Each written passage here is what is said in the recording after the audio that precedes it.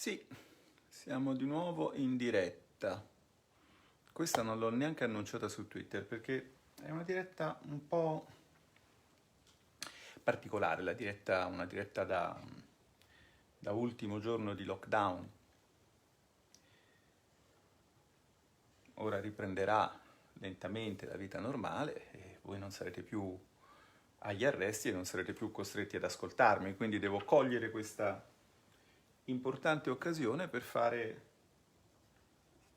esattamente la diretta che un politico non dovrebbe mai fare. Perché non vi parlerò di politica, vi parlerò di matematica e vi spiegherò delle cose che a voi non servono assolutamente a niente.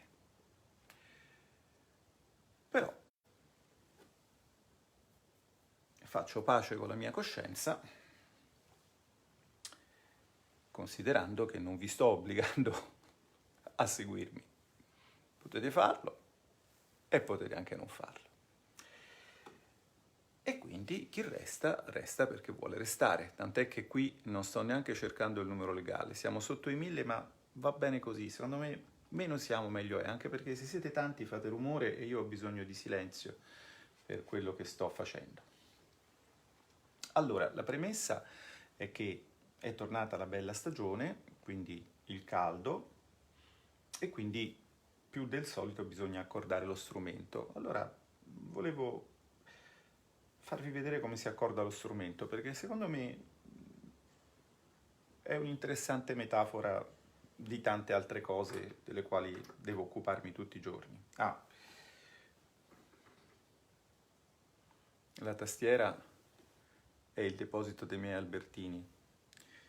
Li tengo nascosti qua per evitare che il gatto se ne appropri. Dunque, non so se sapete che fin dal tempo di Pitagora aveva scoperto i rapporti armonici. Che cosa sono i rapporti armonici? Sono dei rapporti molto semplici, già comincio a parlarvi di numeri. Per esempio, Pitagora aveva scoperto che se dimezzi una corda, e quindi, non so, invece di una corda di 2 metri la riduci a 1 metro, la corda di 1 metro vibra al doppio delle vibrazioni della corda di 2 metri. Cioè più accorci la corda, più si alzano le vibrazioni. Se prendi questo rapporto, il rapporto del doppio delle vibrazioni, è quello che i musicisti conoscono come un intervallo di ottava, cioè quello che va per esempio da questo Do a questo Do. Si chiama ottava perché fra un Do e un Do ci sono appunto 8 note: Do, Re, Mi, Fa, Sol, La, Si, Do. Le ho contate bene. Un altro rapporto interessante è quello di quinta, quello fra il Do e il Sol. Questo si basa non sul rapporto di 2 a 1, ma sul rapporto di 3 a 2.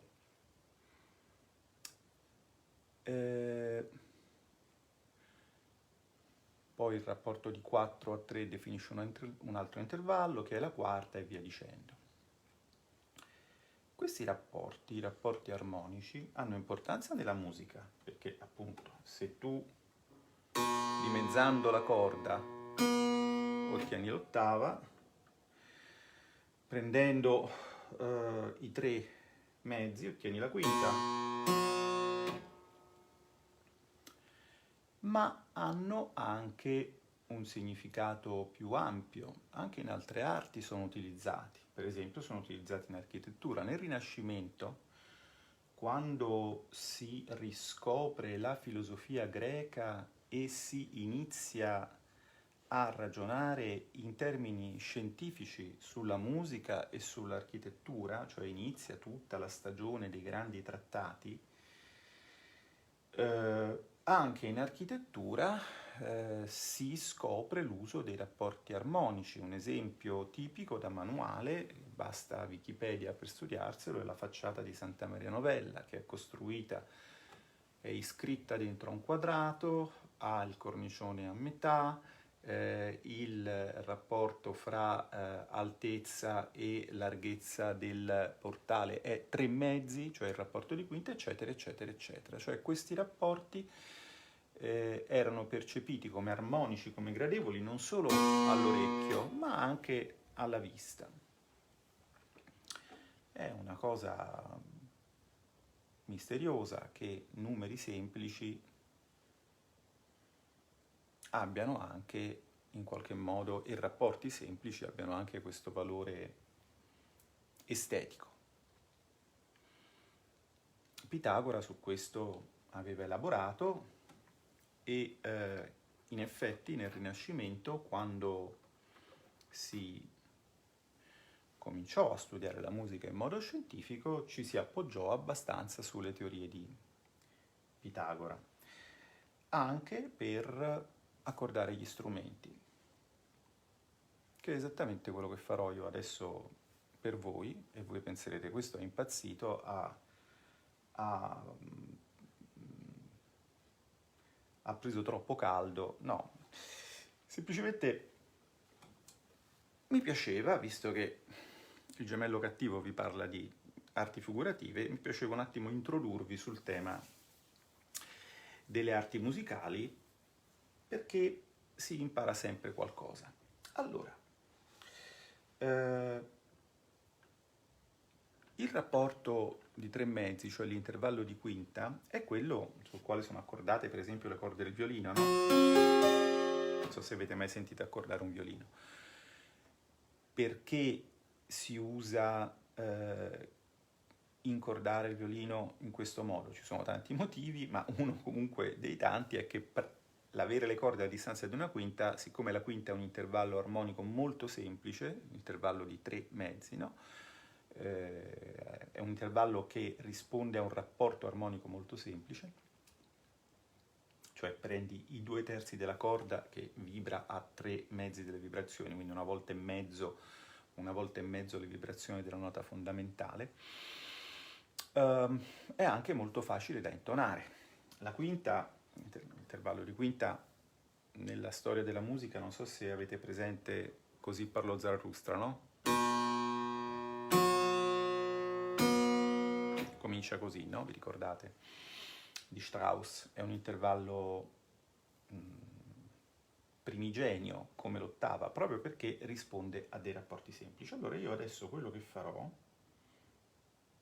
per voi in diretta, con il bello della diretta, è accordare questa ottava del clavicembalo utilizzando tutte quinte. Utilizzando tutte quinte, naturalmente, se fra di voi c'è un musicista sa già che cosa succede alla fine, e quindi non deve dirlo a nessuno. Se c'è uno che mi sta chiedendo ma allora il MES, può anche tranquillamente andare a dormire perché non parlerò del MES. E se c'è uno che dice, non so, tagliati lo stipendio, può farlo, ma insomma la cosa è del tutto irrilevante. Se uno dice ma la gente muore o ma la gente soffre, lo so, e però soffrono anche gli artisti, e quindi questa diretta in qualche modo è dedicata a loro, ai miei colleghi. Togliamo un pezzo e partiamo. Questo è il La. Accordo il Re, siccome è una quinta sotto, vibra 2/3, questo è il La che vibra a 415 Hz, 415 vibrazioni al secondo. È il La, diciamo, che si usa normalmente nella musica antica, in quella moderna è La a 440 vibrazioni al secondo. Comunque, non entro in questo. Sentite che non ho idea di come sia l'audio. L'audio a scatti o funziona?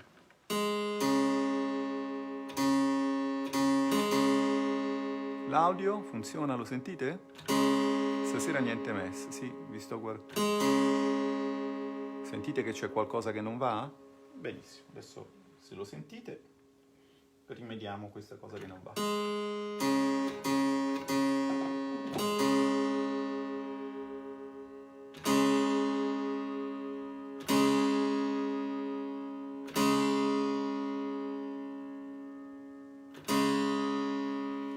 Sentite quanto è bella la quinta pura. Wow. Questo intervallo è brutto, non va bene. È una quarta non pura.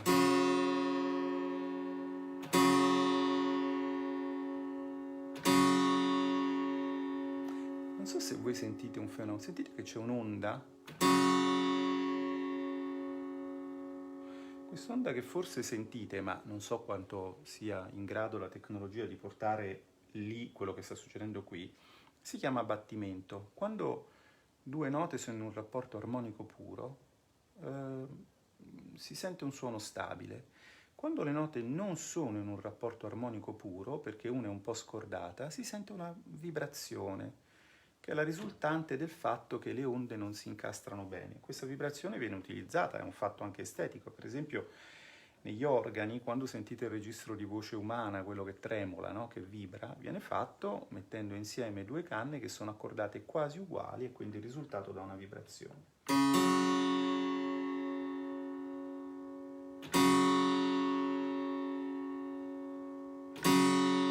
Ecco, abbiamo la purezza, accordiamo il Do, Sol, Do. Basso questo Do.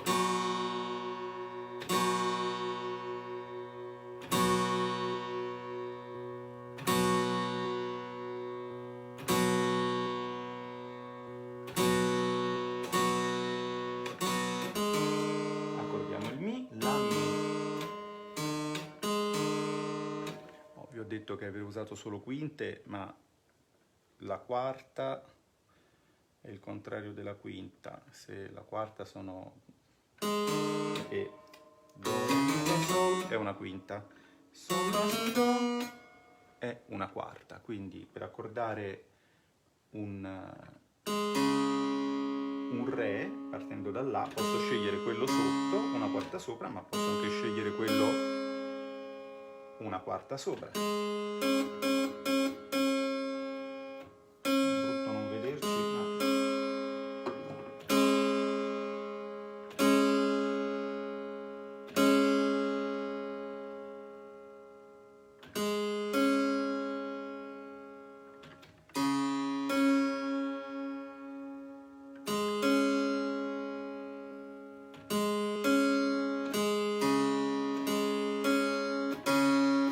Quando è giusta la quinta e quando è giusta la quarta è giusta anche l'ottava fra i due Re. Va bene, Sol, Do. Eravamo rimasti ad accordare il Mi, anche qui andiamo alla ricerca della purezza dell'intervallo.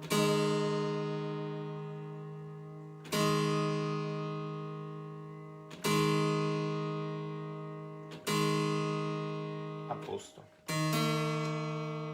Mi Si, accordiamo il Si, anche qui andiamo alla ricerca della purezza.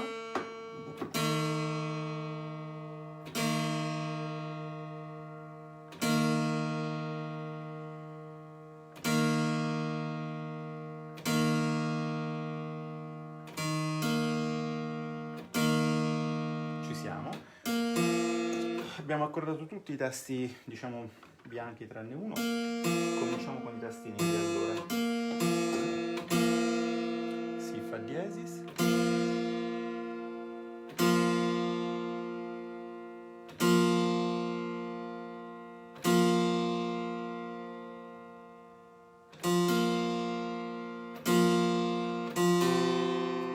Fa diesis, Do diesis.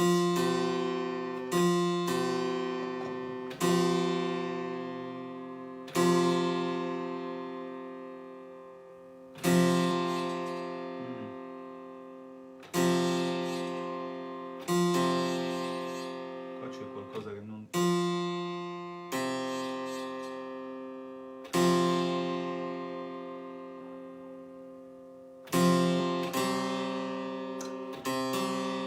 diesis, Sol diesis. Siamo quasi arrivati, abbiamo passato metà strada.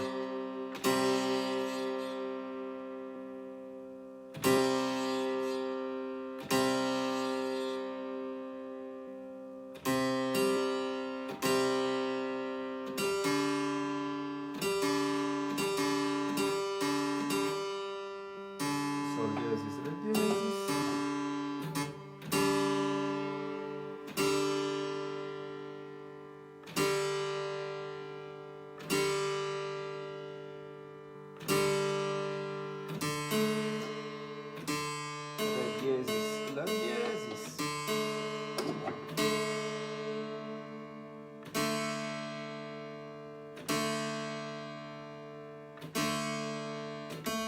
bemolle Fa. Almeno uno di voi sa che cos'è l'enarmonia perché ha fatto un tweet su fase 2 e fase 3 dove la fase 2 era un Do diesis e la fase 3 o fase 1 fase 2 un Re bemolle, quindi almeno uno di voi lo sa. Accordiamo il Fa.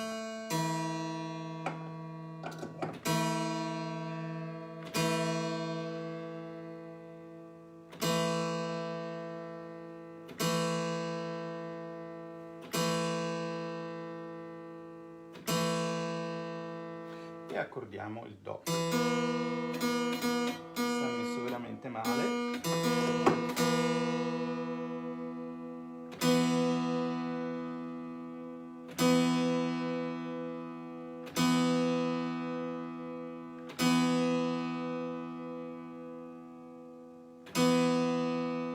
Allora, abbiamo accordato tutte le note, quelle bianche e quelle nere. Abbiamo fatto tutti gli intervalli giusti.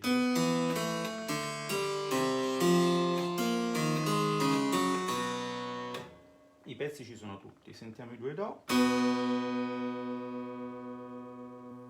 Oddio. Non sono uguali. È un'ottava veramente molto brutta. Sentite anche voi che c'è qualcosa che non torna? Come in armonia è la stessa cosa. È la stessa nota. No, l'armonia non è la stessa nota. L'armonia, vabbè, poi ne parliamo. Dai, siamo solo 1200. Viva la setta dei comma pitagorici, qualcuno lo sa. Benissimo. Questi due Do dovrebbero essere uguali, perché noi, applicando il criterio dei puri e duri, non so, poniamo di Pitagora in teoria musicale, Marco Mori nella teoria politica, abbiamo cercato di accordare una scala, che è un organismo che sembra semplice, ma in realtà è molto complesso, applicando il principio della purezza. Cioè abbiamo... Adesso, a parte questa che è sporcata perché c'è una qualche vibrazione sul Do diesis, d'altra parte uno strumento è come un figlio. Non sta mai bene e ti rompe sempre un po' le palle, però lo ami. Vabbè, questo è un altro discorso. Ma applicando questo principio dell'essere puri a tutti i costi, non c'è un singolo intervallo di quinta o di quarta preso random che suoni male qua dentro.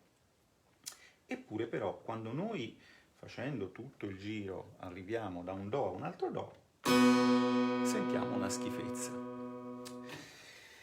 Da che dipende questa schifezza? Questa schifezza dipende dal fatto che, come vi ho detto, i due Do in rapporto di ottava sono in un rapporto di 2:1, mentre io, accordando per quinte, ho usato sempre implicitamente il rapporto di 3/3. Ora, attenzione, rullo di tamburi, nessuna potenza di 3/3 è uguale a una potenza di 2. Cioè, andando avanti quindi per quinte, non si riescono ad accordare le ottave. E se tu vuoi conservare la purezza delle ottave, che è abbastanza importante, perché sentite che bell'accordo di Do maggiore.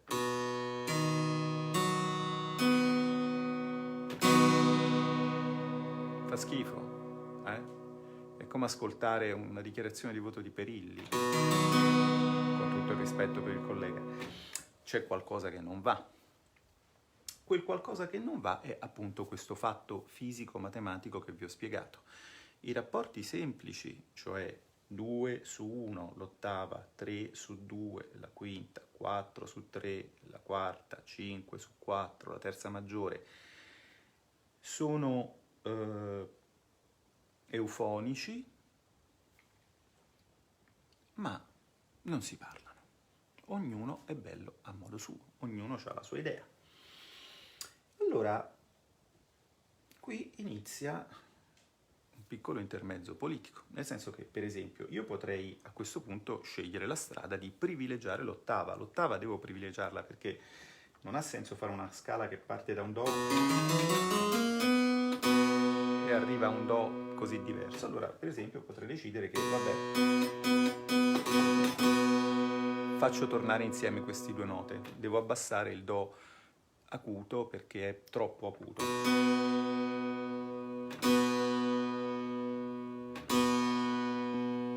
Ho trovato più o meno la purezza dell'ottava.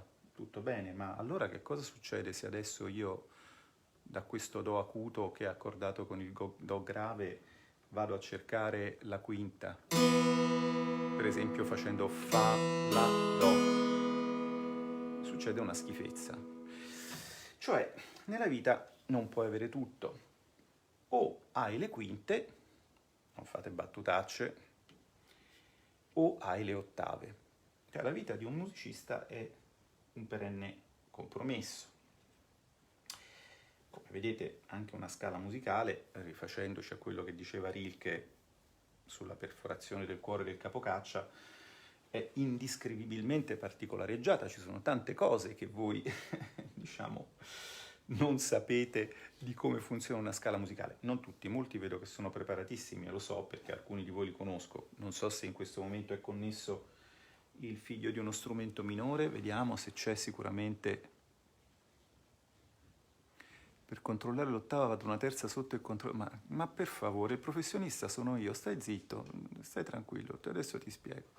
Ma cioè, non c'è una cosa che io faccia che voi professionalmente, che voi non pensiate di potermi insegnare. Ma questa cosa è fantastica. Guardate che se io vengo a casa vostra e diciamo voi, non so, mi fate il sugo della pasta, io non vi spiego come farlo. Anzi, vi chiedo come lo state facendo, magari imparo qualcosa. Provate anche voi a seguire e ad arrivare, diciamo, dove voglio portarvi, se riuscite ad arrivarci. Alcune migliaia di persone ci sono riuscite, ma sono una frazione infinitesima della popolazione italiana. Io sono qui con grande pazienza a spiegarvi una cosa. Allora, torniamo a dove eravamo, cioè al fatto che se uno va avanti per quinte pure, non avrà le ottave pure. Vi ho spiegato la radice matematica del problema. Se vai avanti moltiplicando rapporti di 3 mezzi, non otterrai mai un numeratore che è il doppio del denominatore. Funziona così. E allora che si fa? E allora bisogna trovare una mediazione. Bisogna decidere che cosa è più importante per te che sia bello da ascoltare. Questo è quello che si è fatto per tanti anni fino a che, diciamo così, non ha prevalso la borghesia e l'uno vale uno. L'uno vale uno, insomma, a un certo punto si afferma nell'Ottocento e a quel punto si decide che tutte le note della scala sono uguali, nel senso che sono a uguale distanza le une dalle altre, e si divide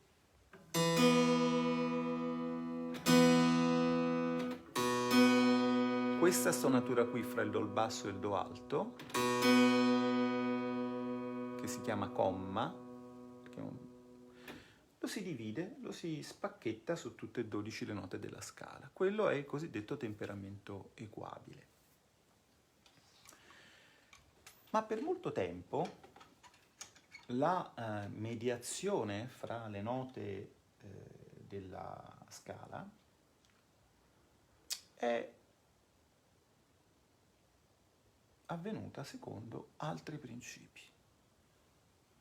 Per esempio, oggi, siccome poi se la salute m'assiste, vi suona anche una cosa del 600. Nel 600, fine primo 600,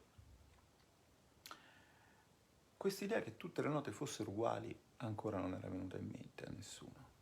Alcune note erano più uguali degli altri. E allora che cosa si faceva per, diciamo, ricomporre questa frattura interna fra la purezza della quinta e la purezza dell'ottava? Si accordava in un altro modo, che adesso vi racconto.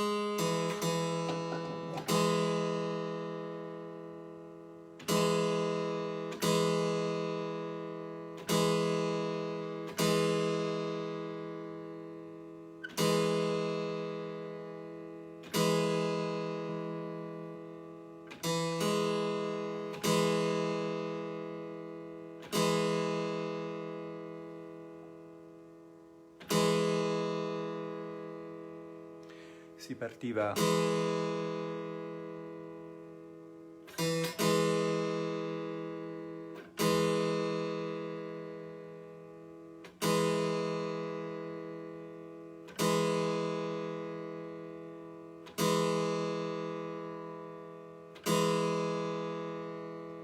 dalla terza La Fa,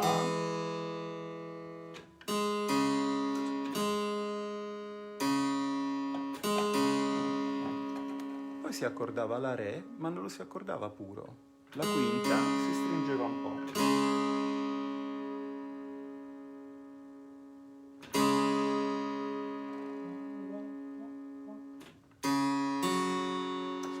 Poi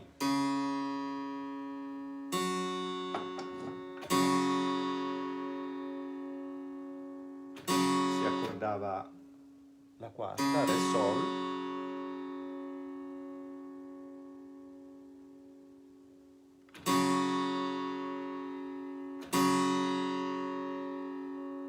ma non si accordava pura, la si allargava un po'. Poi si andava sulla quinta, Sol Do,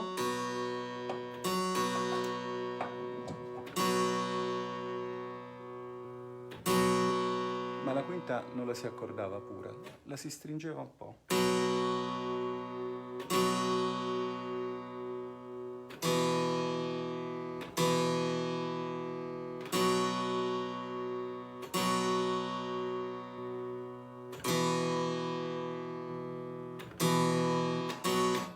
E naturalmente quando si tornava a Do Fa si aveva una quarta un po' larga. 1, 2, 3, 4. In questo modo si distribuiva quello scarto fra i due Do che vi ho fatto vedere prima, cioè quello scarto derivante dal fatto che la chiusura del circolo di tutte le quinte non è perfetta, si distribuiva su 4 intervalli. Ovvero ognuno di questi si caricava un quarto della bruttezza di quel rapporto fra Do e Do che avete sentito prima. Questa era la mediazione, il punto di caduta scelto nella musica del tardo Rinascimento, abbandonato il sogno pitagorico, e del primo barocco. Un compromesso. Tutte le altre note come si accordavano? Tutte le altre note si accordavano in terza pura, quindi per esempio Re Si bemolle,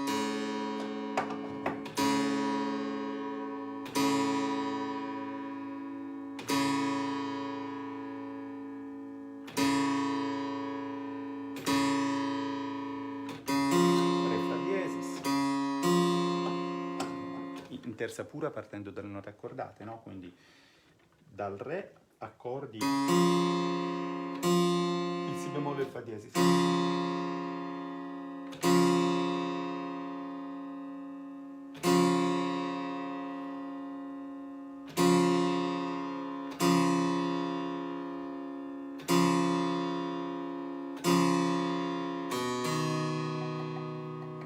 Dal Do accordi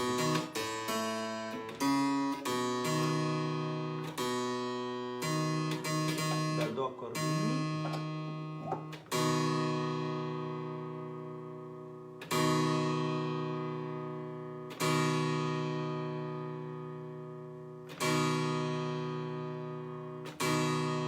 metto troppo giù,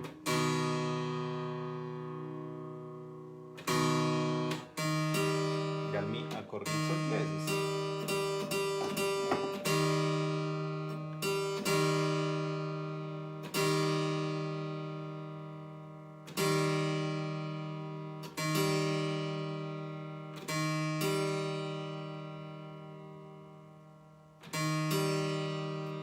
poi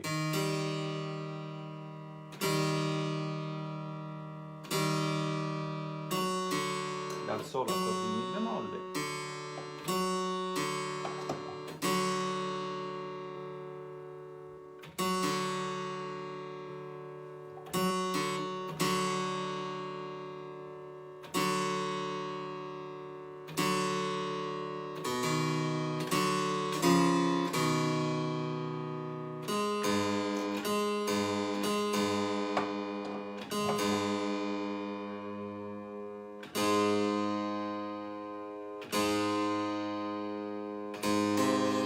La accordi il Do diesis che fa questo bastardo, che fa questo suono.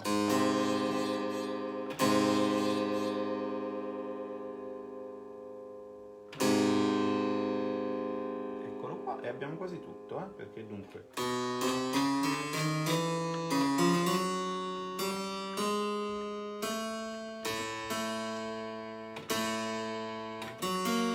e rimane il Si naturale.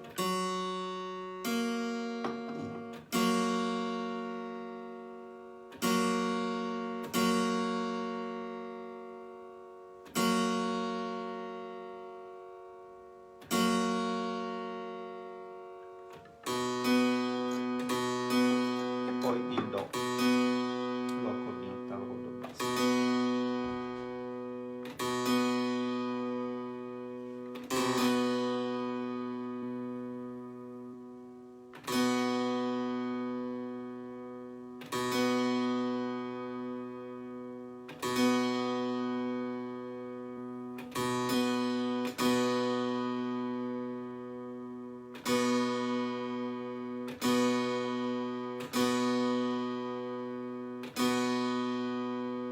Bene,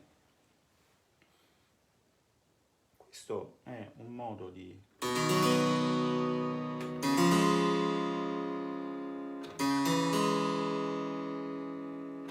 accordare che produce degli accordi molto eufonici. Quanti siete? 1300, perché qualcuno si aspetta che io parli di MES. Non parlerò di MES, andate a dormire. Alcune tonalità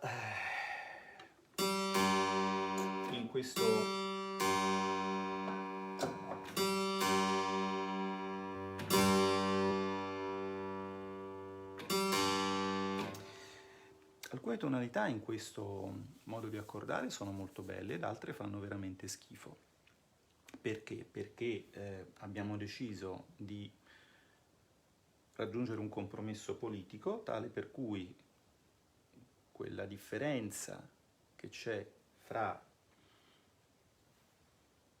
il Do di partenza e il Do di arrivo del circolo delle quinte, quel comma, abbiamo deciso di spalmarlo solo su 4 delle 12 possibili note. E quindi naturalmente quelle che rimangono fuori da questa ripartizione possono trovarsi un po' fuori centro rispetto a quello che ci aspetteremmo. Vi faccio capire cosa intendo dire.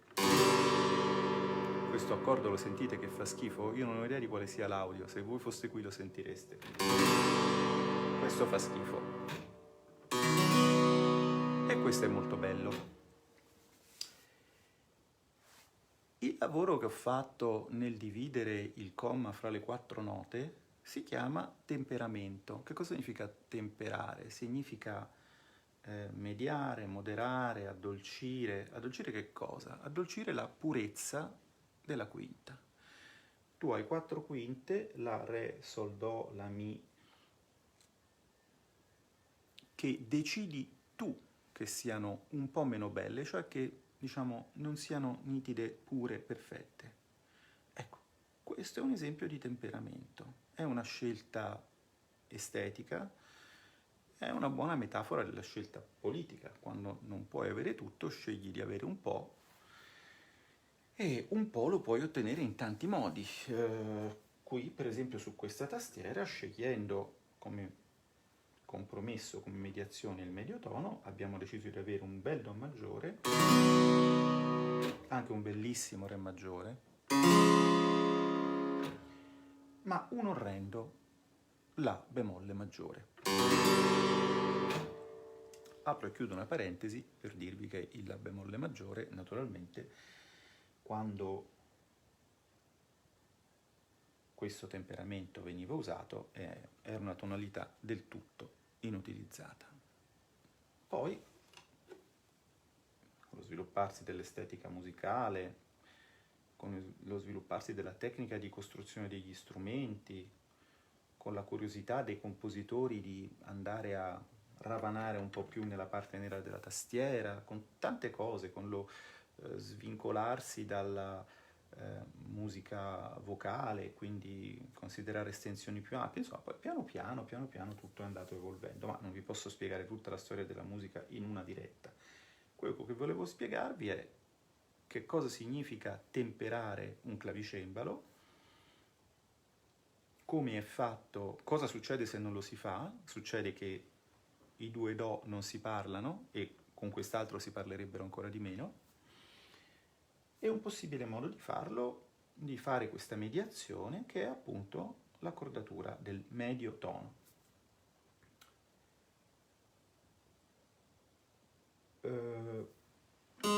Una volta che uno si è sistemato questa parte, poi si accorda tutte le ottave.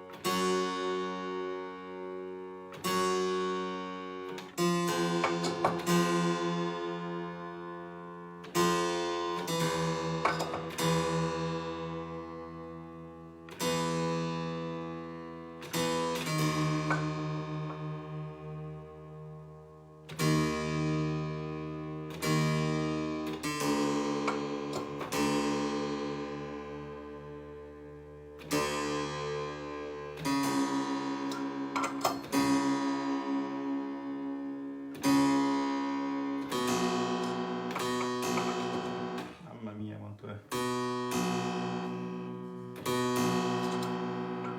Quanto è sceso.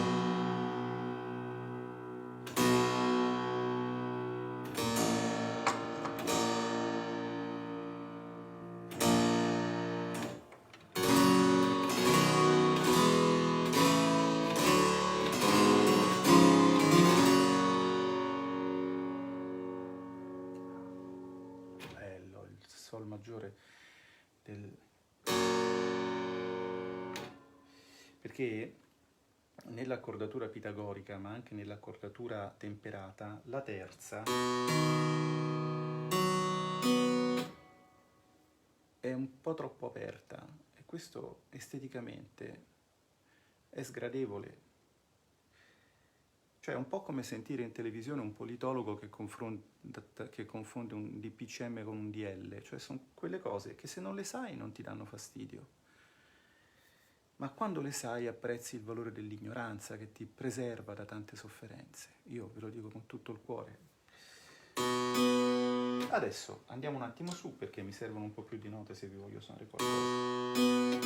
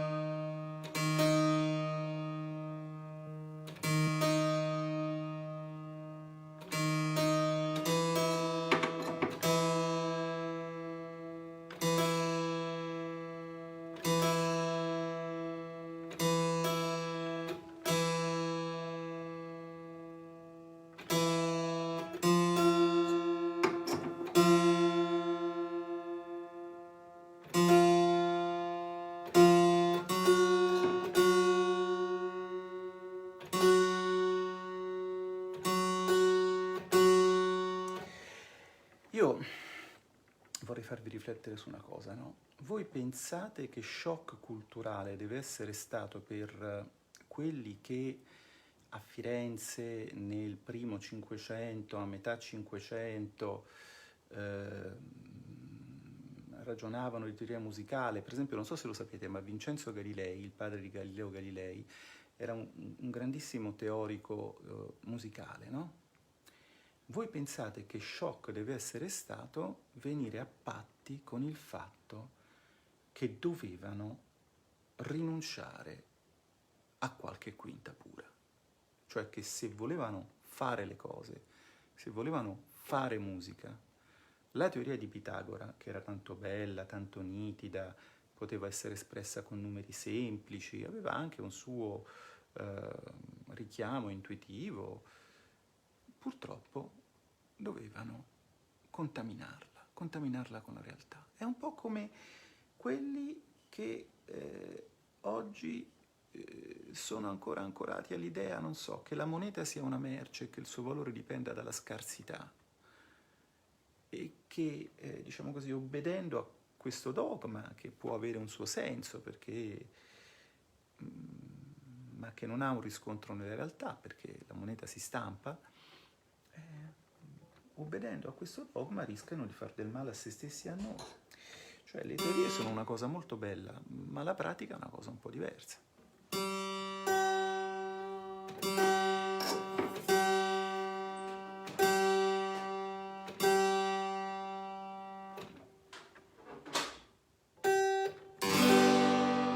La bemolle fa sempre schifo. Sol è sempre bellissimo, ma se andiamo su Fa diesis maggiore fa schifo, ma Fa maggiore è bellissimo, eccetera, eccetera.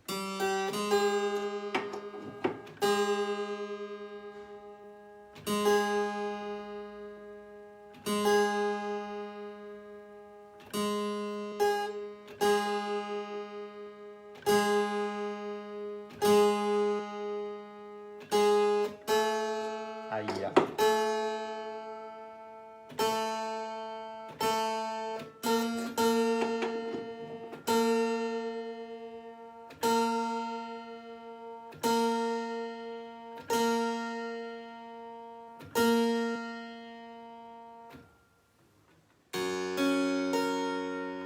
Sì.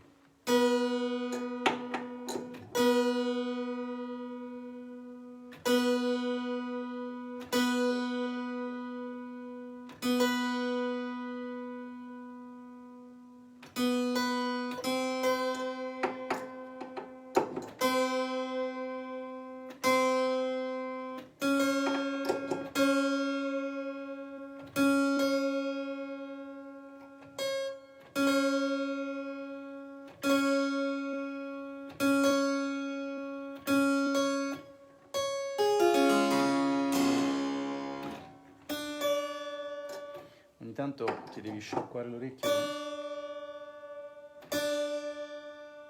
Devi sciacquare l'orecchio con dei suoni che non c'entrano niente, perché tanta purezza stanca, no? Che poi è il motivo per cui su Twitter ho bloccato Marco Mori. Cioè io...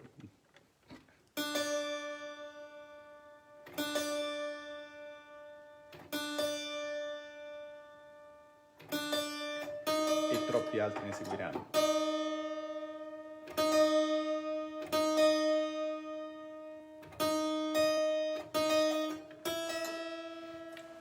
Dai che ce l'abbiamo quasi fatta.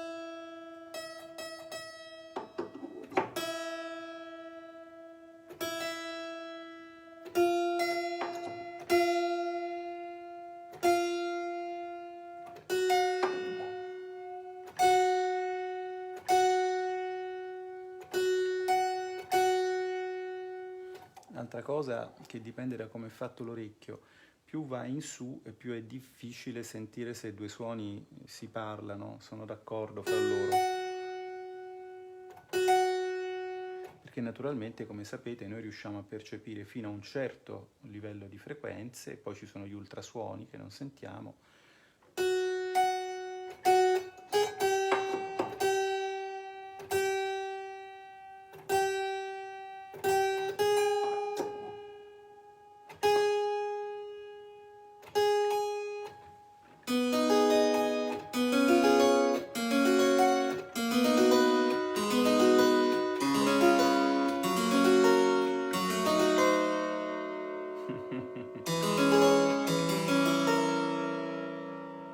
Ecco, capite che Bach non si può suonare con questo tipo di temperamento.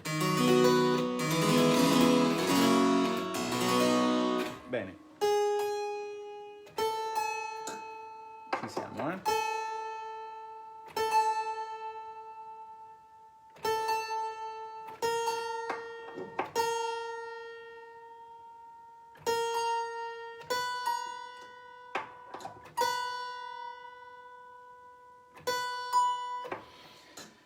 Ecco. E così abbiamo rimesso le cose a posto, o per meglio dire quasi a posto, perché a voler fare le cose per bene vi faccio vedere un'altra cosa che forse non sapete, ma il clavicembalo ha degli accoppiamenti, cioè con lo stesso tasto questo oggetto qua, che adesso vi faccio vedere, non so se riuscite ancora, ecco, vedete che c'è una specie di pennina sotto un feltrino, la vedete la pennina? Feltrino non quello di ieri sera, è un feltrino vero, cioè di feltro, non di boria. Ecco, vedete che c'è su questo listello di legno, vedete uscire una penna e sopra c'è un feltro. La penna è quella che pizzica la corda, il feltro è quello che la fa stare zitta quando torna giù, altrimenti se non ci fosse il feltro, mentre suoni sarebbe tutto un minestrone naturalmente.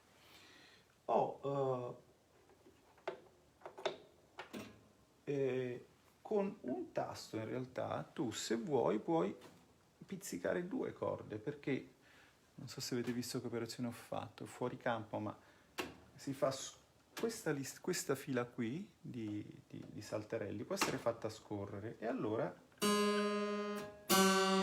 come per magia, di corde ne pizzichi 2. Questo ovviamente ti mette nella dolorosa necessità di dover accordare la corda pizzicata in simultanea con quella che hai già accordato, cioè di dover insomma fare in modo che le 2 corde suonino esattamente la stessa nota, l'unisono sia tale.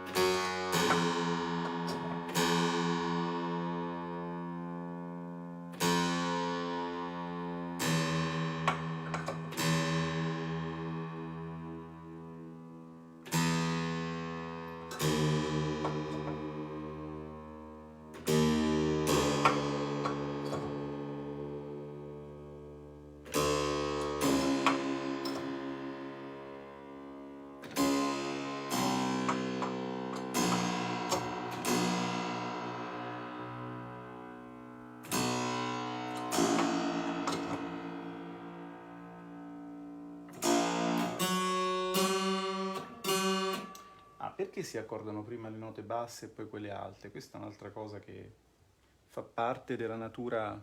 Vediamo un po' chi è rimasto. 1300. No, il temperamento di Bach non è più o meno quello moderno, tutti via sparano, non è più o meno quello moderno, in realtà non si sa esattamente che temperamento usasse Bach.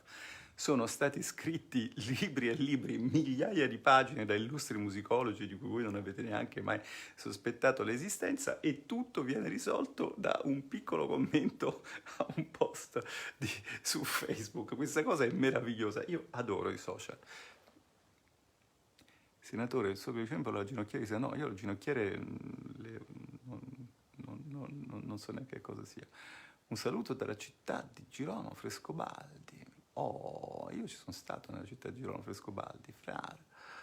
Abbiamo molta pazienza. Questo mi fa piacere. Ecco un'altra cosa che questo post eccessivamente didattico suppongo vi dia come metamessaggio è che ci vuole molta pazienza. Quando voi arrivate e vedete uno che suona, ecco, dietro lui ha fatto tutto questo, oltre a sapere tutto quello che vi ho detto e anche molto più di me, si è anche preso la briga di preparare lo strumento perché abbia un suono buono per voi, cosa che adesso io continuo a fare.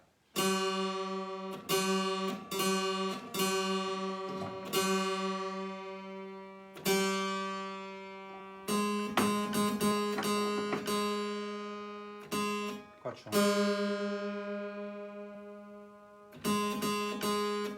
c'è per esempio un altro dei tanti problemi.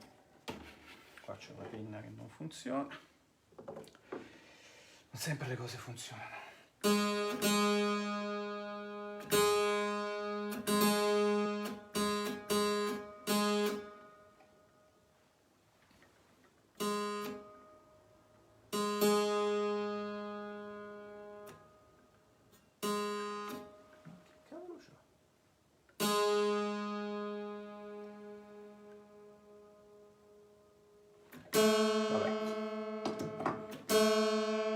Come si fanno le penne? Non ve lo insegno, tranquilli.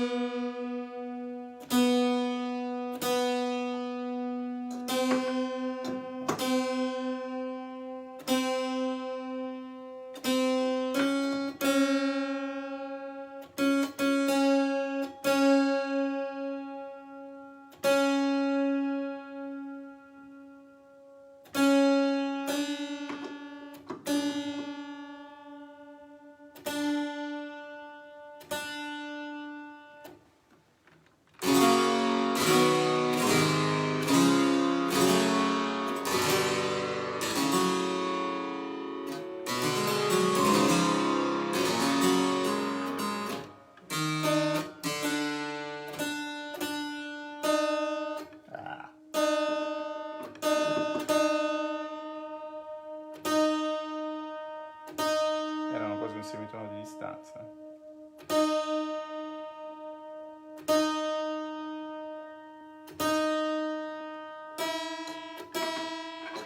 Poi naturalmente un'altra cosa, a proposito di enarmonia, fase 1, fase 2, fase 1 do diesis, fase 2 re bemolle. Naturalmente se io questo mi bemolle lo prendo a una terza giusta inferiore del sol, sarà un mi bemolle. Non potrà essere utilizzato come re diesis. Come re diesis sarebbe troppo alto e infatti mi bemolle maggiore mi funziona come tonalità. Si maggiore, dove la stessa nota sarebbe un re diesis, non mi funziona. Capito? Nella fattoria del mesotonico alcune note sono più uguali delle altre. Che è un po' come il 5 stelle, dove all'inizio 1 valeva 1,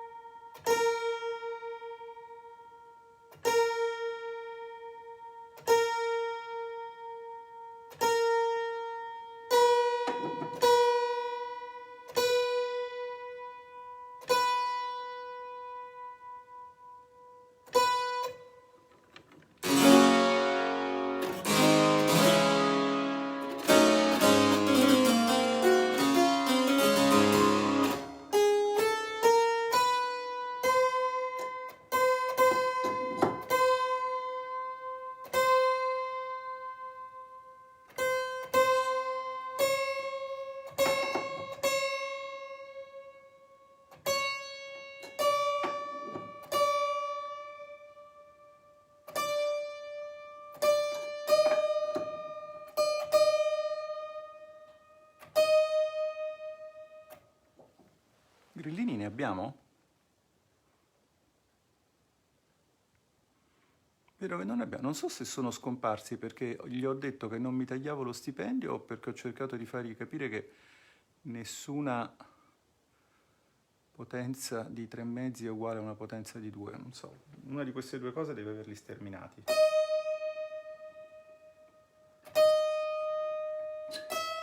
Ma non abbiamo neanche piddini perché per loro, diciamo, la cultura è un bene di consumo. Loro la consumano, non la fanno.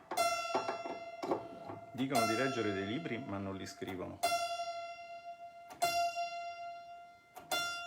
Dicono di ascoltare musica, ma non la suonano.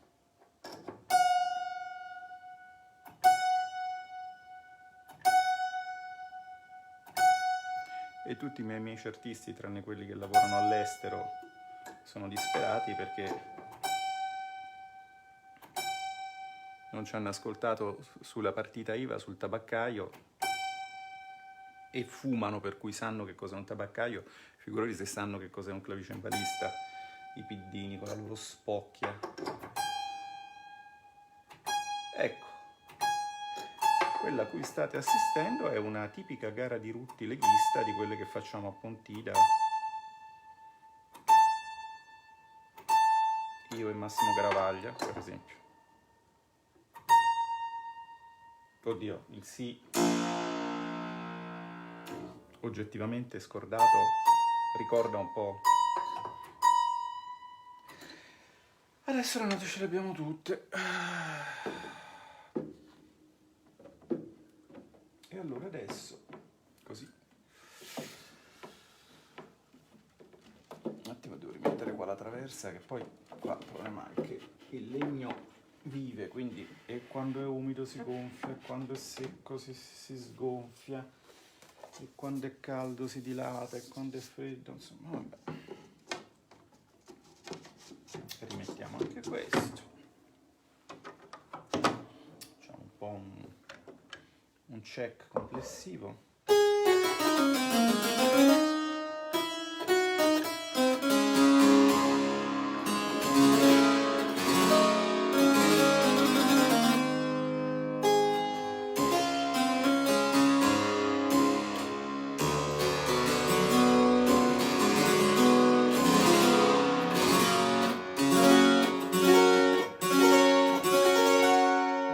Ci sarebbe...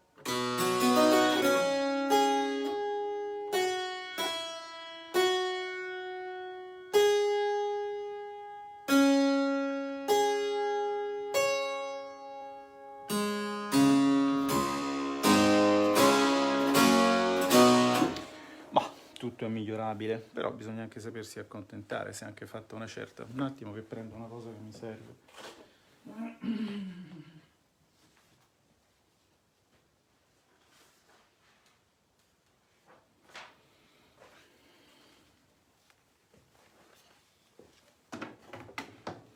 Questo è quel libro che quando vado in pensione lo incido. Non nel senso che incido il libro, nel senso incido quello che c'è scritto. Non so se vi ricordate, una volta che ho messo su Instagram questa.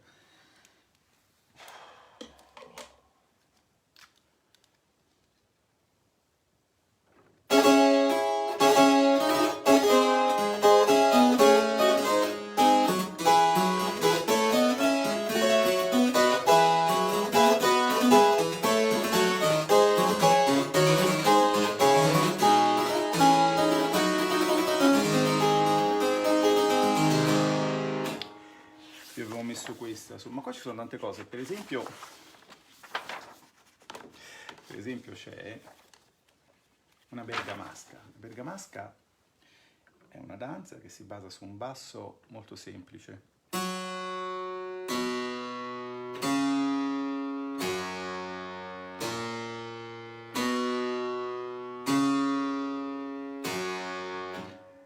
Un mio amico napoletano, cioè si ripete sempre questo basso, sol, do, re,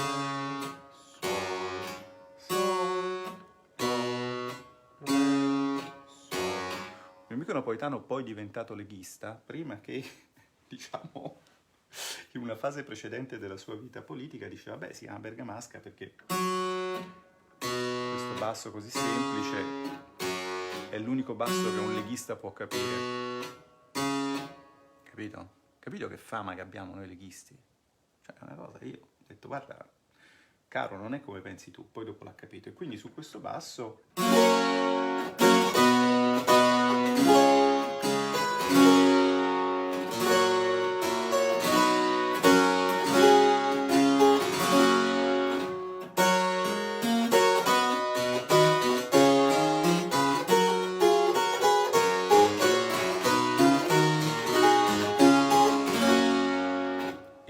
via andare, si può arrivare a livelli di...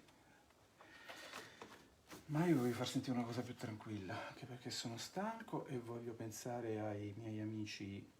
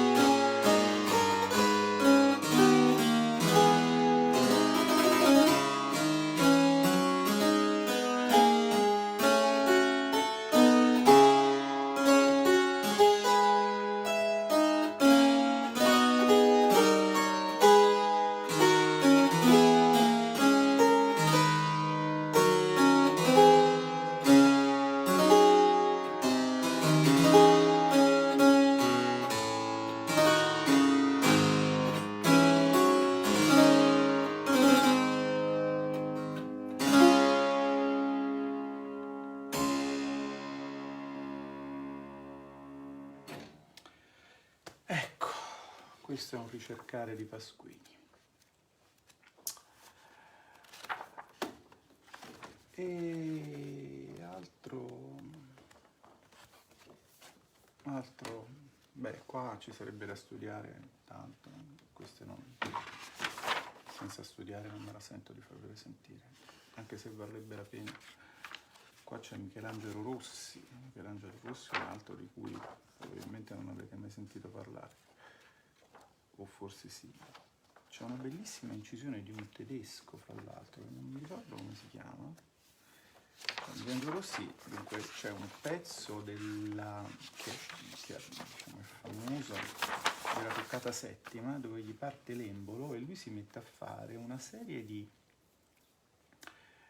cromatismi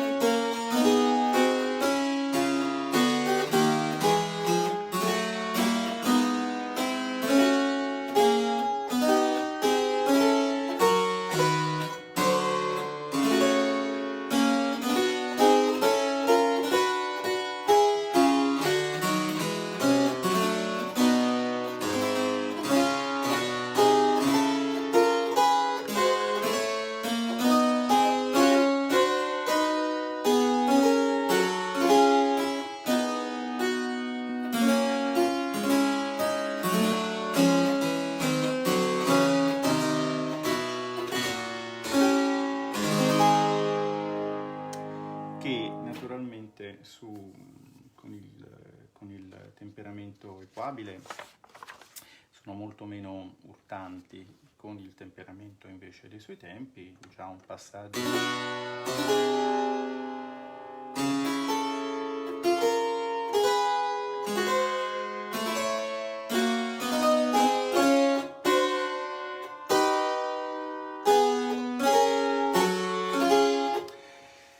Insomma, anche lui ricercava. Va bene, adesso secondo me ce ne possiamo andare a dormire. E che cosa abbiamo imparato? Abbiamo imparato che le teorie sono belle, uno se ne innamora, poi e lo stesso vale per le ideologie. Poi c'è la realtà, che è fatta per esempio di... Sì, l'immagine è rovesciata, grazie tante, per forza è presa con...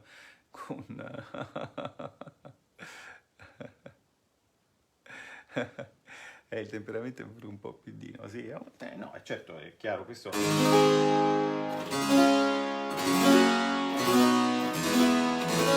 No, è un mesotonico decente, diciamo, forse su un disco fare un po' più attenzione. Il problema appunto è che deve essere così, cioè le tonalità, diciamo, la bemolle, si maggiore, soprattutto la bemolle, o anche il re bemolle. Ecco, queste tonalità chiaramente sono molto cacofoniche, se era questo quello cui stavi parlando. Partita IVA sopra l'area della follia. Dunque, vediamo un po' se ce l'ho qui. No, non so, mi ricordo se è nei capricci. Domande? Buonanotte, sì, direi buonanotte. Facevo il riassunto. Allora, il riassunto della serata. Le teorie sono affascinanti. Per esempio, Pitagora si era accorto che esistevano i rapporti armonici e quindi quando nel Rinascimento si è scoperta la filosofia greca si è cercato di strutturare la teoria musicale intorno alla teoria dei rapporti armonici. Purtroppo però su una tastiera, per i motivi che vi ho fatto vedere prima, questa teoria porta a dei vicoli ciechi e bisogna venire a dei compromessi. Quei compromessi si chiamano temperamenti. Vi ho fatto vedere un tipo di temperamento, il temperamento mesotonico, che si utilizzava appunto quando finalmente, impattando con la realtà dell'acustica, i filosofi pitagorici, tutto il pitagorismo, platonismo sostanzialmente fiorentino, dovette impattare con il fatto che bisognava venire a un compromesso. Vi ho spiegato che nel corso della storia della musica questi compromessi sono stati diversi e c'è stato tutto un periodo che ha portato da questi temperamenti che non sono circolanti. Perché non sono circolanti? Non sono circolanti perché alcune tonalità sono buone e altre sono pessime, quindi non puoi, diciamo, circolare attraverso tutte le tonalità. Con il passare del tempo si è arrivati a temperamenti circolanti. Quindi, in altre parole, la purezza è una cosa molto bella, in pratica non ti porta da nessuna parte. Dietro ogni cosa semplice che vedete o ascoltate c'è tanto studio e tanta complessità,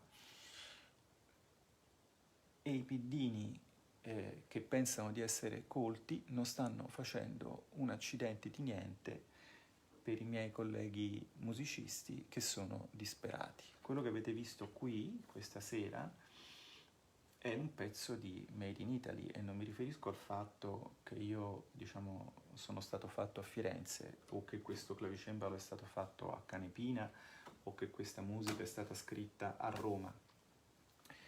Mi riferisco proprio all'essenza stessa della riflessione che vi ho trasmesso, anche perché Pitagora, salvo errore, non era, diciamo, la sua scuola si sviluppò, come sapete, in quella che oggi chiamiamo Calabria, da quelle parti lì.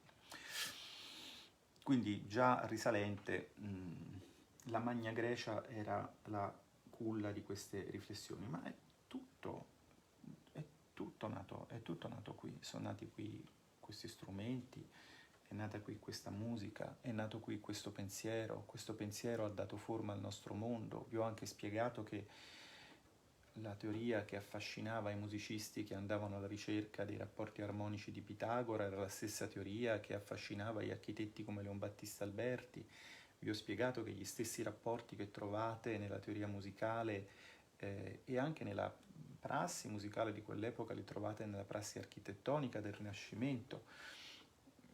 Ho cercato di farvi viaggiare attraverso il rapporto fra il numero e la nostra arte nella nostra storia. Noi siamo tutto questo, lo siamo quando lo sappiamo, ma lo siamo anche quando non lo sappiamo, lo siamo sempre, noi siamo questo. Però in questo momento siamo governati da persone che non sanno che noi siamo questo. Ci sono stati altri periodi bui nella storia del nostro paese e siamo riusciti ad andare avanti lo stesso e a lasciare comunque una traccia nella storia dell'umanità, che poi è la traccia di un granello di polvere che sta in uno dei baffi della spirale della galassia, quindi insomma dobbiamo anche imparare tutti a collocarci. Però in quel piccolo microcosmo che è il nostro pianeta noi abbiamo spiegato queste cose al mondo. Se tu sei un musicista e vedi che vengono dalla Corea o dal Giappone a imparare quello che tu sai e tu fai perché tu sei italiano, è chiaro che, diciamo, naturaliter sei portato un po' di più ad apprezzare il fatto di essere italiano rispetto a uno che magari fa la MBA o così te lo ritrovi dire scemenze in hawanaganese su Twitter con la sua bio in inglese ridicola. Cioè, alla fine, diciamo così, ti dicono che non bisogna mettere tutte le uova nello stesso paniere, gli awanagani, no? Dicendo che bisogna differenziare il rischio, che è una buona strategia. Sono convinto anch'io, secondo me fare tante cose un po' male, sotto il profilo dell'apertura di spirito e dell'arricchimento culturale, è meglio che farne una benissimo. Io sono perfettamente convinto del fatto che se ho avuto il coraggio di, con grande umiltà, semplicità, staccarmi da certi luoghi comuni e andare a cercare in libri magari un po' più antichi la spiegazione di quello che stava succedendo adesso. Se riesco a farmi capire da voi quando parlo, almeno da alcuni di voi, molto dipende veramente dal fatto che una parte della mia vita l'ho passata qua davanti. Avete anche sentito i dischi. Non ho mai voluto essere, e né potuto perché non ho studiato abbastanza, un solista. Per fortuna non sono diventato, come avrei potuto, un professionista della musica, altrimenti starei morendo di fame come tutti i miei amici di cui per tanto tempo ho invidiato la vita artistica fino a che non mi è toccato anche a me fare quella vita da professionista, che è una vita durissima. Le cose che non si conoscono sono sempre bellissime, la vita degli altri è sempre meravigliosa. Poi quando la fai, perché Salvini, Matteo si accorge di te e ti chiama, che è, diciamo, il duale del quadro di Caravaggio che abbiamo accanto al nostro luogo di lavoro. Ti rendi conto che le cose sono diverse, così come quando magari dopo essere diventato docente universitario dicevi ah figata, adesso mi sono diplomato, faccio i concerti, vado in Russia, vado in Polonia, vado in Francia. Dopo un po' ti rendi conto che uno che lo fa tutti i giorni deve trovare quella cosa massacrante per guadagnare poi poco. Eppure ci sono tante persone che dedicano la loro vita a tenere vivo questo nostro patrimonio. Io lo so perché suonare, interpretare, essere il tramite fra queste carte vecchie, morte,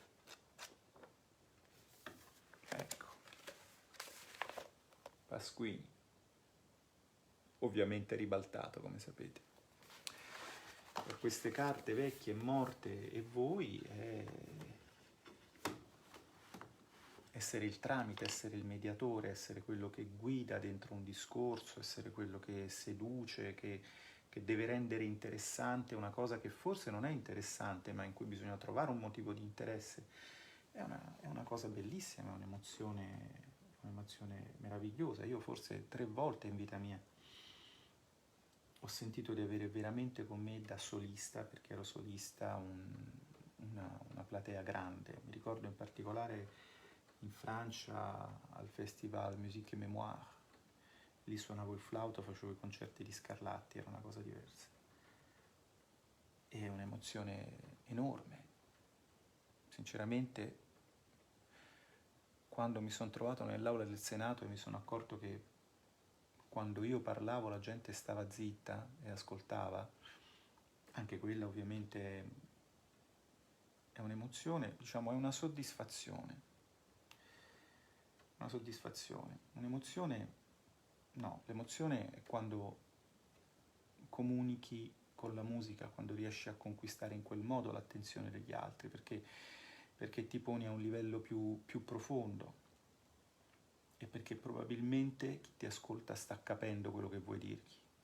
Io quando parlo in aula al Senato non ho la sensazione di essere sempre capito da quelli cui mi sto rivolgendo, che sono quelli dall'altra parte, che sono quelli che in questo momento hanno risolto il problema, perché tanto i soldi non ve li danno, così voi siete costretti a metterci i vostri o a ammazzarvi, e loro hanno fatto la patrimoniale senza dire che l'hanno fatta. Ecco, io che quelle persone lì possano capire quello che gli dico. E poi che cosa gli dico? Gli dico: siamo tutti uomini, siamo tutti fratelli, dobbiamo aiutarci, siamo italiani, siamo i portatori di una storia.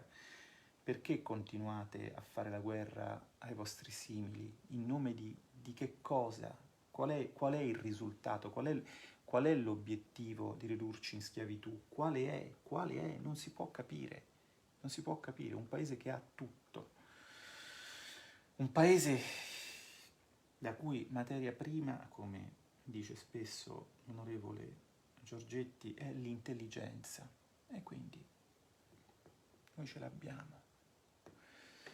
Ecco, parlare in Senato e sentire gli altri che stanno zitti è una soddisfazione.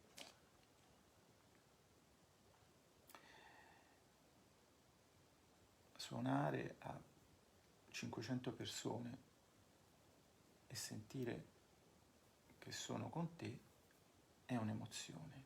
E io capisco appunto i miei colleghi che anche loro in qualche modo sono soggetti a una patrimoniale continua, nel senso che di fatto i colleghi musicisti non dico che paghino per acquistare questa emozione che in realtà regalano agli altri, ma è quasi così.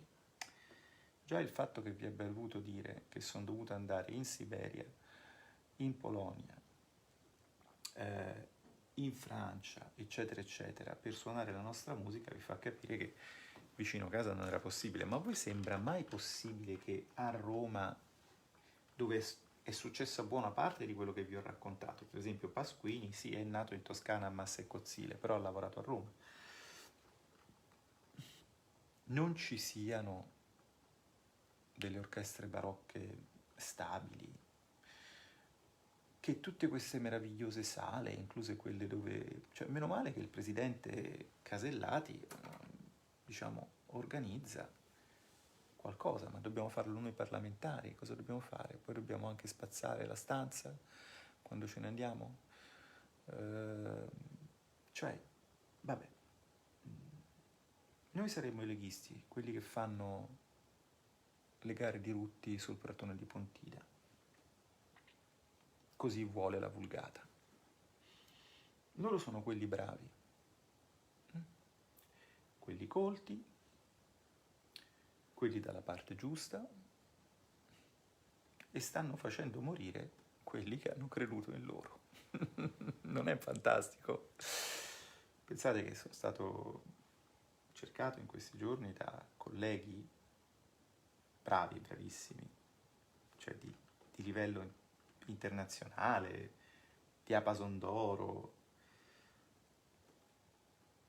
che secondo me, diciamo, con alcuni dei quali avevo lavorato, con altri no, parlo di colleghi musicisti ovviamente, che secondo me una volta piuttosto si sarebbero fatti tagliare un braccio che parlare con un leghista ancorché il loro amico. Eppure qui si applica quello che dice Céline e che adesso non mi va di ricordarvi.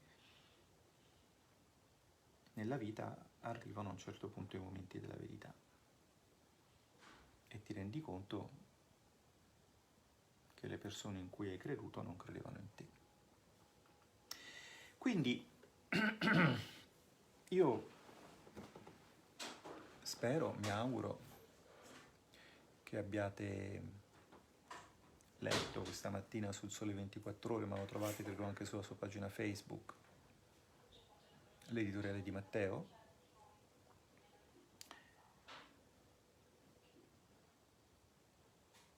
È un editoriale molto bello che parla di una cosa molto importante, cioè parla del fatto che voi, e voglio dirvelo in questo ultimo giorno di lockdown,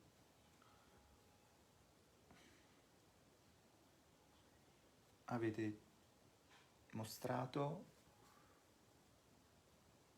di non essere quello che il PD vi dice che siete, cioè dei subumani, cialtroni, individualisti, sconsiderati. Siete stati disciplinati, siete stati compatti, avete assorbito nelle vostre famiglie il peso di restrizioni sociali e personali prese in modo quantomeno irrituale.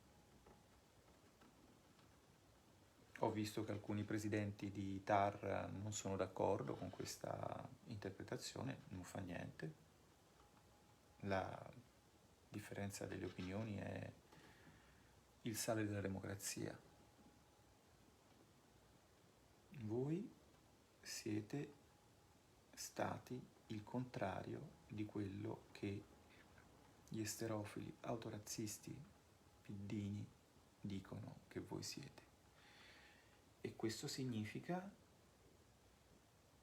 che bisogna costruire un nuovo patto fra Stato e cittadini, un nuovo patto fra politica ed elettori, e questo nuovo patto deve essere basato sulla fiducia che voi avete meritato e che lo Stato vi deve dare.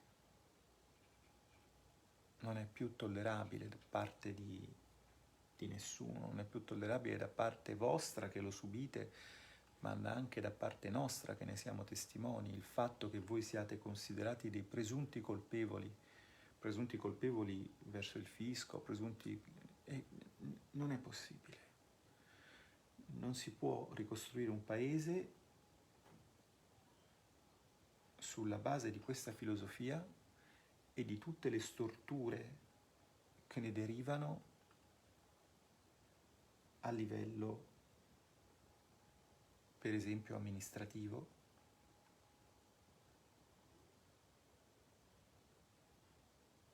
perché sì, va bene, la corruzione è una cosa brutta, ma per combattere la corruzione basta una cosa molto semplice, quella che in questo momento a Palazzo Chigi non c'è, per esempio, cioè la trasparenza. Esattamente come noi siamo preoccupati perché non abbiamo capito come sono stati scelti e che cosa stanno facendo i membri delle task force, no? Esattamente allo stesso modo, no? Immagino che se non si sa niente di un appalto, del perché è stato dato, del quanti soldi sono stati dati, di come vengono spesi, qualcuno possa essere preoccupato. Ma la risposta è molto semplice. E qui e anche in questa diretta.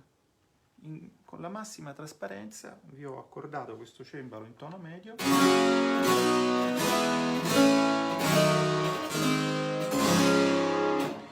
Dopo avervi dimostrato che la purezza, quella delle quinte o quella dei grillini, ti porta a sbattere contro un muro, ti porta a sbattere contro la realtà. È un delirio allucinato e ideologico che non rispetta l'umanità, non rispetta l'orecchio, la purezza delle quinte, perché alla fine ti trovi con un comma pitagorico di troppo.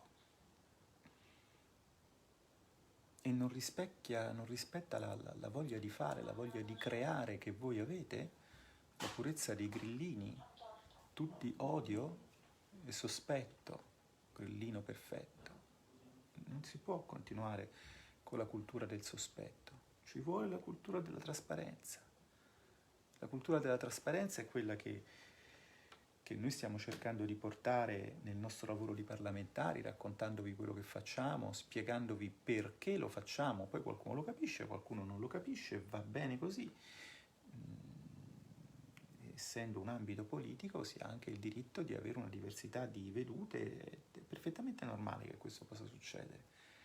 Però noi vi stiamo facendo vedere come funziona una commissione, dove sono gli atti parlamentari, qual è l'iter di un procedimento, cose che, come avete potuto vedere ieri servate su Twitter, anche i docenti universitari ordinari di materie giuridiche non sanno, e voi le sapete, perché noi vogliamo che voi le sappiate, perché noi vogliamo che voi possiate controllarci. Questo è un rapporto onesto fra eletto ed elettore.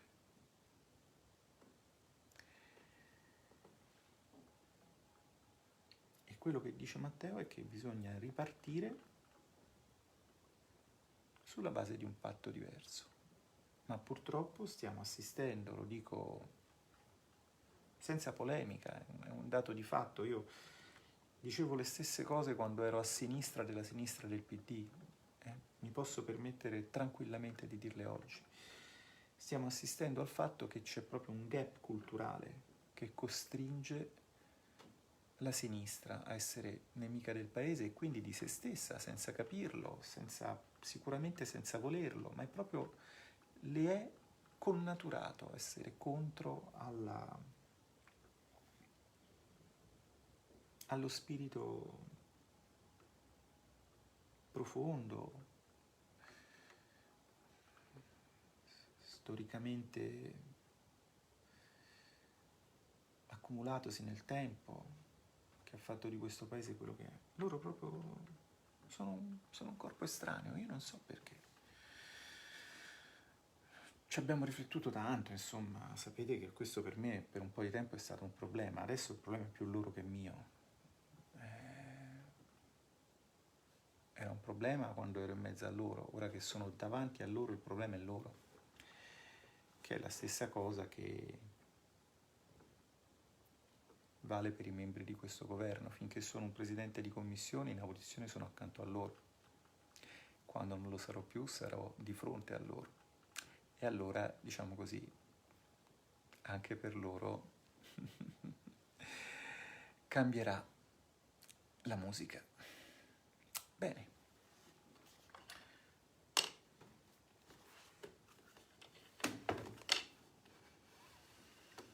Alla fine abbiamo parlato anche di politica. Contenti? Allora, adesso vi lascio. La trasparenza è utopia. Sì, la trasparenza forse peggio, sono d'accordo anch'io, ma la trasparenza di un appalto secondo me non è utopia, basta solo realizzarla, no? Ed è molto meglio che bloccare quell'appalto aspettando che una pubblica amministrazione i cui ranghi sono stati distrutti dall'austerità, no? Faccia dei controlli che oggettivamente non può fare per mancanza di personale, no? Perché attenzione, non è un caso se quelli che vogliono lo Stato minimo vogliono anche l'austerità, perché naturalmente uno Stato che voglia spendere bene, deve avere un apparato amministrativo che funziona, e l'apparato amministrativo è snello e rapido se le persone evadono le pratiche. Ma voi vi ricordate quando vi ho fatto la diretta per farvi vedere cos'era il Cura Italia, quel pacco di carte lì? Ecco, immaginate che quando ci fa un appalto c'è comunque un pacco di carte così e qualcuno se lo deve smazzare. E come potete pensare che ammazzando lo Stato, nel senso di eliminare quella spesa pubblica improduttiva che è il dipendente pubblico che ti deve controllare, se è il caso di controllare, tu hai una maggiore fluidità dei controlli. Qui la filosofia dovrebbe essere totalmente diversa, dovrebbe essere basta controllare le scemenze per mettere una fioriera di fronte al mio negozio o per rifare il bagnetto di casa, non so, o per tinteggiare, non so, neanche un'autocertificazione, lo faccio, tanto se violo le regole puoi sempre controllarmi. Il vicino fa la chiamata ai vigili urbani, il vigile urbano viene e vede se la cosa è fatta bene o male. Ma almeno non ho perso tempo con l'autocertificazione. Per le cose importanti invece ci vuole il controllo, non basta un'autocertificazione. Ora siamo immersi da un diluvio di carte che sono troppo per alcune cose e troppo poco per altre, ma che hanno uno scopo. Qual è? Quello di scaricare il costo del controllo, anche in termini penali, ma anche in termini amministrativi, sull'utente anziché sull'amministrazione, e nel caso delle grandi opere quello di impedire allo Stato di spendere. Capito il legame che c'è fra Stato minimo e, e, ehm, e austerità? Eccolo. È nelle cose. Vi ricordate quando ieri sera Tremonti si è fatto una risata quando, quando ha detto a Pasquino che era utopistico immaginare di spendere 36 miliardi in 2 anni, no? Da parte della pubblica amministrazione? Perché il tema è esattamente questo. Ma neanche se riformi completamente il codice degli appalti, neanche se fai una riforma anche della magistratura, neanche se riesci a spendere, e poi non le puoi fare in 2 anni, riesci a spendere tutti quei soldi e l'ammontare di una finanziaria aggiuntiva, non ce la puoi fare. Ma noi adesso però abbiamo bisogno di poter viaggiare e dobbiamo liberarci dalla zavorra. E la zavorra è una zavorra culturale. Le persone che non credono in voi perché non sanno chi siete, non credono in voi perché non possono capire che cosa siete. Questo è il problema. E se voi siete qui è perché voi sapete che noi possiamo capire che cosa siete, possiamo capire quali sono le vostre aspirazioni, riteniamo che meritiate di averle e vogliamo aiutarvi a realizzarle. È solo questione di tempo. Resistiamo e affrontiamo con serenità e fiducia i paradossi, i misteri e i cavilli delle fasi 2, 3, 4, 5, 6. A domani.